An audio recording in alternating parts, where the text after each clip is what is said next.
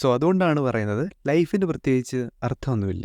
എന്താണ് ജീവിതത്തിൻ്റെ അർത്ഥമെന്ന് പലപ്പോഴെങ്കിലും ചിന്തിച്ചിട്ടുള്ളവരായിരിക്കും നമ്മളിൽ പലരും. എന്നാൽ ഈ ഒരു ചോദ്യത്തിനൊരു പ്രോപ്പർ ആൻസർ കൊടുക്കാൻ പറയണമെന്നില്ല.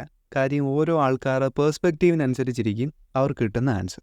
എന്നാൽ ഈ ഒരു ചോദ്യത്തിനെ ബേസ് ചെയ്തിട്ട് കോമൺ ആയിട്ടുള്ള 3 തിയറീസാണ് എക്സിസ്റ്റൻഷ്യലിസം, നൈഹിലിസം ആൻഡ് അബ്സർഡിസം. സോ ഇവർ 3 പേരും ഒരേ കാര്യമാണ് പറയുന്നതെങ്കിലും ചെറിയ ഡിഫറൻസ് ഉണ്ട്.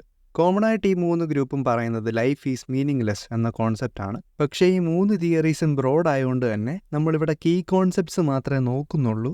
ആൻഡ് ഈ ഒരു കോൺസെപ്റ്റ് നോക്കിയാലും 3 പേരുടെ ആറ്റിറ്റ്യൂഡിലാണ് ഡിഫറൻസ് ഉള്ളത്. നയലിസത്തിന് ഒരു പെസിമിസ്റ്റിക് ആറ്റിറ്റ്യൂഡാണുള്ളത്, ഫുള്ള് നെഗറ്റീവാണ്. ലൈഫിന് മീനിങ് ഇല്ലാത്തതുകൊണ്ട് തന്നെ വാല്യൂസ്, പേർപ്പസ് ആൻഡ് ട്രൂത്ത്, ഈ 3 കാര്യങ്ങൾ ഇവർ റിജക്റ്റ് ചെയ്യുന്നുണ്ട്. സോ ജീവിച്ചിട്ട് വലിയ കാര്യമില്ല, മീനിങ് ഉണ്ടാക്കാൻ നോക്കണ്ട, എടുത്ത് ചാടിക്കോ എന്ന് പറയുന്നവരാണ് ഇവർ.